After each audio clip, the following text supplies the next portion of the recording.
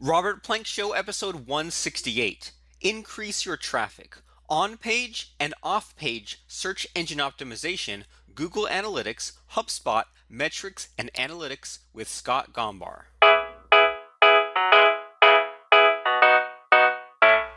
Hi, everyone, and welcome back to the Robert Plank Show. We're talking about building an online business and so much more. Our guest today is Scott Gombar, and he's the Chief Growth Officer and owner of Scott Gombar Digital Marketing. He is a certified Google partner and HubSpot inbound certified expert. He's an expert on SEO, social media, and digital advertising. So, Mr. Scott, welcome to the show today.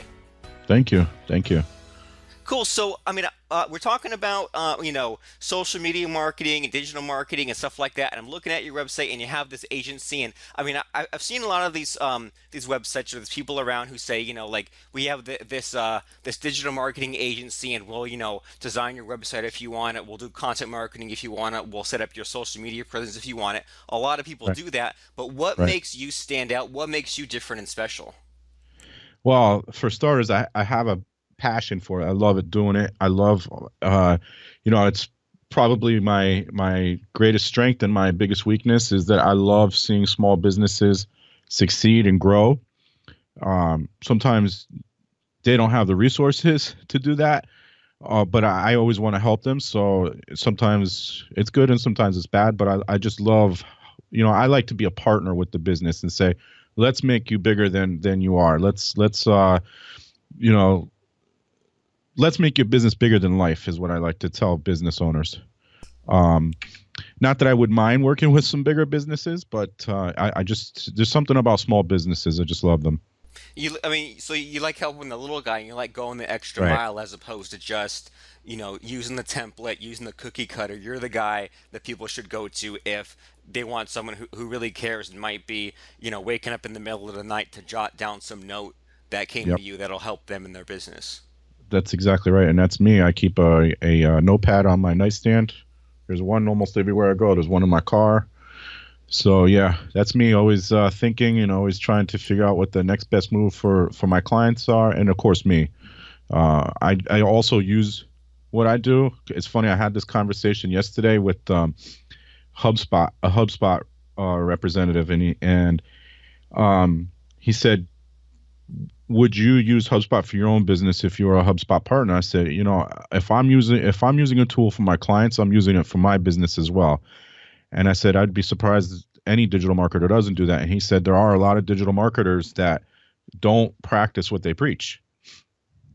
But that's not you. But you're the guy where you say you should use this. Here's this tool, and it's a tool that you use as well. Is that right? Exact, exactly. If I haven't used it on myself, I'm not going to use it for a client. Cool. So along those lines, I'm glad you brought up HubSpot, and I think that could be a good jumping off point for us to talk about some of the things that you do because HubSpot is one of those websites where, I keep hearing it, I keep hearing people mention it, but I have to be honest, I don't know exactly what it is. So could you explain it for us really quick? So HubSpot is they provide a platform for marketers to manage all of the aspects of an inbound marketing campaign, and it's all on one platform rather than you're using different. I use Google Analytics or there's hundreds of tools out there, some free, some paid. So rather than having all these different tools out there to use, they put everything into this one platform, and HubSpot partners then use that to help market their business. Their focus is inbound marketing. There's minor differences between inbound marketing and digital marketing. I mean, inbound marketing is pretty much what it sounds like. You're driving traffic to the business. Digital marketing, there's a little bit more involved, but it's not a huge leap from between one to the other. Um, but yeah, so HubSpot just keeps everything in one platform for the business. I'm not a HubSpot partner. I am HubSpot Inbound Certified, which is a free certification you could take. There's a few of them on their site, and I also use their CRM, which is also free. There's a paid version as well, but I'm not. I don't think I'm using the paid version. Um, so no, I'm using the free version. So they have free tools that are awesome, but the HubSpot partners have this huge platform where they can help drive more business to their clients and ultimately to their own business. Okay, this HubSpot inbound thing that you do for clients. So if you logged in the HubSpot, I mean, what exactly would you see? Like, I mean, you mentioned a little bit that instead of someone using, say, like Google Analytics, it can be under that HubSpot. So am I hearing this right? That you log in a HubSpot and maybe you see like your Google Analytics, you see like your Facebook ad, you see your website traffic. I mean, what exactly is in the dashboard? Because I have no idea. Yeah, it's so my understanding is that it does or is similar to WordPress or it uses WordPress. I'm not really sure. So you can pull all of those things into WordPress as well. So if you have a website built on WordPress, there's plugins to pull in Google Analytics and your social media and all of that. So it's similar to that. You log into to the back end of your site. You'll see whatever metrics you want to see. You know what's important to you, and you know this way everything's a little simpler. It's easier to share with your clients and so forth. I would never, by the way, because I'm a Google certified partner, so I would never tell a client not to use Google Analytics. I think that's probably one of the most important tools to use. Now, with that being said, yes, use other analytics tools to compare because sometimes Google, the numbers aren't exact or there's some information that might be a little off, but or you need more detail. But yeah, so that they just put everything into one back end so that it's easier to manage and review and reporting. Okay, fair enough. So along the lines, maybe getting a little broader, and talking in terms of both HubSpot and Google Analytics and whatever. Like as far as the small businesses, and maybe they have some kind of a site set up, or maybe they need to have a site that you create for them, and then so they make a site and they set up the tracking to see their metrics and the analytics. I mean, if someone says, well, that seems like a lot of work, or whether they have to do it themselves or pay someone to do it. So, what would you tell someone who just is maybe ignorant about this whole analytics thing? I mean, what would you say is like the really powerful thing about just seeing all your stats and your data and stuff? Well, to put it, if you've never logged into Google Analytics and you log into it for the first time, it will probably be overwhelming to most. But if you're not measuring what you're doing, then you don't know if you're succeeding. You don't know where you're failing, which is also just as important. If you don't know where you're failing, you need to adjust that because otherwise you're going to keep pouring time and or money into what you're failing at when you need to adjust it. Um, but if you're not measuring and you don't know what, even if you are measuring, but you're not checking to see if your measurements are correct, you're failing. You can't grow if you don't know what's going on. So that's probably the most important piece. And then, like I said, people log into Google Analytics for the first time and they go, "Oh my God, this is too much. I can't handle this." There are tons of training. Google actually offers the training for free to learn Google Analytics, and there's other people that train it as well. I would have no problem sitting down and going over, at least the basics for Google Analytics with someone. And they've also released, and I'm going to draw a blank on the name, but I'll look it up while we're talking. They've got a lot of new stuff tied to analytics coming out, and one of them is Google Data Studio. So now you can, with Google Data Studio, which is free and ties to both AdWords and analytics, you can pull in only the data you want to look at and then share that report with whoever you want. And it just simplifies everything for the average person who when they log in analytics is like, what is this? Awesome. And yeah, and as far as Google Analytics, I haven't done too much with it, and that's kind of more my business partner's area. And I'm kind of Right. the guy where I'm like, okay, you go play around, and then when we meet, then he'll kind of show me what he's figured out. And from what little I've seen, it's kind of cool because I don't know, like maybe 5 or 7 years ago, I used to use whatever that tool Google had for split testing, and they took it away. And for the longest time, I thought, oh man, I wish I just had that tool back. But then recently, when my business partner has showed me some of the screens for Google Analytics, now that he's kind of figured Yeah. out like where to go, I'm like, whoa, this is like on a whole nother level. Forget split testing, but now it's like I can just kind of see based on all the people coming to my site. I can see all the trends and stuff like that. Right, exactly. You see everything. The only thing you can't see that is, I was told 99%, but on my own site it's 90%. They're not showing the keyword, the search phrases people are using anymore to come to your website. And Google says that's for privacy concerns. I don't know how true that is, but that's the official stance, is that they're concerned about the users of google.com. They're concerned about their privacy. So you can't really see what people are coming to your website, what search term they're using to come to your website, but you can see everything else. Where are they going? Where are they coming from? Is it a Facebook post that drove them there? Is it an email that drove them there? Um, you can set up goals and say, hey, this is a goal I want to reach, and you're able to measure it. Yeah, it's a very powerful tool, and it's free. So why not use it? Use it, learn it, and then maybe people come to you and pay you to do it. Right. So kind of along those lines, when you set up someone's Google Analytics, and maybe this is for your sites or for client sites or whatever, but when you set up Google Analytics, I mean, is there something specific that you're looking for, or are there like a handful of things that you're looking for? Because I know that you mentioned that there is that key phrase thing which they took out, but I guess there's probably ways that you can use some other tool to get that. Or you were talking about Right, do people come from Facebook or Twitter or some other website? So right. when you log into Google Analytics, are there specific things that you're looking for to improve in any website, or like are you looking for like certain kinds of like red flags in certain areas? Yeah, every client is different. So really, the first thing we always try to determine is what is the client's ideal client, and then after we determine that, we then figure out where do we find them. Um, so then once all that's set up and we optimize the website and figure out what social platforms to focus on and so forth, now we're watching Google Analytics to see if what we're posting or what we're sharing is working. Some of the red flags that would come up, if you have a high bounce rate, a bounce is if I come to a page on your website and then leave from that same page and I don't visit any other pages, that's a bounce. And they say that anything above 60% is high. And if you have a high bounce rate, then you got to figure out why aren't people staying on your site.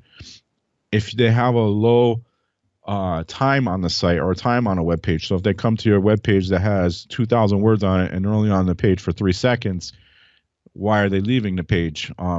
Like that's probably because what they thought they were getting and what they actually got were two different things. Um, what else? There's if there's a sudden dip in traffic, so probably more than 5 to 10% in traffic for the month, then something is wrong. You need to check why are people not coming to my site versus last month or the month before. Usually, sites that have a history have a steady increase over time. There's going to be spikes here and there. If you have a blog post that interests a lot of people, there'll be some spikes. But for the most part, you grow over time. Um, and if you see a sudden drop, that's likely something went wrong. And it could be a Google penalty. It could be a change in the algorithm that you weren't prepared for. The algorithm changes. Last time I checked, it was like 600 times a year, so almost twice a day. So you have to make sure that there's not traffic dips, there's not a high bounce rate all of a sudden. What else? If suddenly you're getting a lot of Russian, you only want traffic from the United States, and all of a sudden you're getting a lot of Russian traffic or Korean traffic, other parts of the world, then maybe somebody's trying to hack your site, and that's something else. Or you're getting a lot of spam, and that's something else you want to watch out for. Those are some of the more important red flags, probably. Traffic dips, high bounce rates, and sudden traffic from other parts of the world that you're not targeting. Cool, and that's very helpful. And it sounds like all of these things that you're checking, like you said, bounce rate, low time on page, dip in Yeah, traffic, low and then time. Yep. change in locations. It sounds like maybe a lot of these online businesses, they'll set up a site and they'll get traffic, and maybe they won't really know where the traffic's coming from, and maybe maybe they'll just kind of it'll just be a shot in the dark. I like the way that you put it, where if one of these things drastically changes suddenly, then now you know where to investigate, and a lot of times you can almost guess what's happened, right? Like if you say, Right. well, there's a dip in traffic, well, most likely it's Google penalty, or if the change in all this overseas traffic suddenly happens all at once, then most likely now you should investigate to see if if there's like spam links on the site, or see Right. if Exactly. anyone's logged in and hacked. And so I like the way that you put that part, and then I like the way that you put the even just the way that you look at it from step zero is you say, okay, like first of all, what is their ideal client, like what kind of traffic do they want, and then based on that, where should we focus to then improve that traffic, and then after we've taken that action, then we can kind of look back at what we did and see if those things we did were effective. And I mean, it's one of those things where it sounds really simple, but it's really powerful the way that you put it into that sort of three-step process. It is very simple. But a lot of people, a lot of business owners either don't have the time or just don't want to do it. It's like anything else. I don't want to do my own books, so I hire a bookkeeper, right? Um, Not that I can't do it. I actually took accounting classes. I just don't want to do it. It's not what I want to focus on. I love doing the digital marketing. I love, nothing excites me more than suddenly they're on the first page of Google for what they want to be found for. I love that. And sometimes it's really hard to do. For some clients, it's not as hard. For others, depending on the level of competition, it's not easy to do. The other thing is your site should be in the Google Search Console. And by the way, everything applies to Bing as well, but they don't have their own analytics. But everything applies to Bing too. Add it to Bing. Bing is still 20 to 30% of search traffic. But your site should be in Google Search Console. And the reason I say that is because if there is a penalty, the Search Console will tell you. And then the Search Console also gives you some other information. Add an HTTP version without the www and another one with the www. They tell you what you need to do to drive more traffic. Cool. And as you're explaining all these different tools that are out there, I mean, it makes me think about a lot of internet marketers were complaining years and years ago about, they would get Google slapped and they would have no idea why. And it sounds like with all these tools like Google Analytics and the Google Search Console and things like that, it sounds like Google wants to help, and Google wants people to conform to their vision and things like that. But as opposed to maybe the way it was in the dark ages, where the traffic might just stop and you'd have no idea why. At least now there are these tools such as the Google Search Console that tell you why you're getting a penalty, or tell you what you should be doing in order to better conform and to give Google and give Google's users what they want. Is that right? That's exactly right. Cool. So, can you walk us through a little bit of? I mean, I know you mentioned a little bit of, a couple of your clients. Can you walk us through some kind of a case study where a client came to you and there were some, missing holes, or there were some holes in their business. I guess all holes are missing holes, right? But a Right. client came to you and there were things they could be doing better, and then you went in and worked your magic and just gave them some pretty awesome results. Could you walk us through an example of that? Yeah, no problem. Let me think. But a lot of times the client will come to me and one of two things has happened. They worked with someone else and they've had a negative experience with that person, or they've tried to do the things on their own and it's just all over the place. And one of the biggest things that comes to me is they have not set up their so they have a physical location, and they've set up Google My Business, or they didn't set it up at all, and they're like, "Oh." So essentially the Google search page has three opportunities to show up on it. There's the ads, which show up on the top. The first four ads show up on the top. There is the Google My Business, the Google three pack, that's with the map, and then there's the organic results. um, and the Google My Business, the three pack, is really easy to set up. And the idea behind that is we're going to drive local traffic to your business. That's Google's intent. And so if I'm searching, I'm in Meriden, Connecticut. So if I'm searching for a place to do my breaks, I should see the ones closest to me if they've set up on Google My Business. So what I found is a lot of businesses either set it up, they have multiple profiles, they didn't set it up, they don't have control over it. It's just a nightmare. I've had several clients come to me where they didn't have control of anything. They didn't have the domain name. They didn't have the website, and the previous guy, the previous provider, vanished. But so I've had clients come to me where they're not getting the traffic, and I go through the website and I do what's called on-page SEO. I go through all of their web pages and make sure that the website is optimized so that Google and Bing and Yahoo and other search engines are able to find it, index it, and then rank it for what it is that they want to be found for. Now, ranking for a particular keyword now is it's not what it used to be. So, you sound like you have some knowledge of the way it was like the wild, wild west at one point. I'll just stuff a bunch of keywords on my page, and it doesn't work anymore. You're not going Darn to it. rank. Yeah, you're not going to. You shouldn't focus on one keyword per page either. It should be like variations of that keyword because Google has this um, uh, artificial intelligence now called Rank Brain that's saying, well, what did the searcher really want to find? So it's what's the searcher's intent? They may have typed in one thing, but is that really what they're looking for? So I'll go through the website. Most average websites, if it's not an e-commerce site, are somewhere between 10 and 20 pages. You go through, you check for things like keyword density, variations of the keyword. Are the image files, do they have the proper alt tags and title tags? Is the URL set up properly? Um, a simple thing like renewing your domain name. If you have a domain name that's only been renewed for 1 year, Google doesn't think you're serious about your business. If you renew it for multiple years, that's more likely to move you up in the algorithm in the search results. So I take care of all of these things. I add them to Google Search Console and Bing Webmaster Tools. We track it, and I'll tell you, every single time anybody comes to me, their traffic does increase. It's not always dramatic. Sometimes it's a few percent, but it goes up month over month. But a lot of times it is double digits. I've had some go up as much as 40% just from a site redesign and setting it up properly. Are they people coming to pages that are no longer there? They're broken URLs, so we check for those things. Is there spam links you mentioned earlier? We check for those things and disavow them.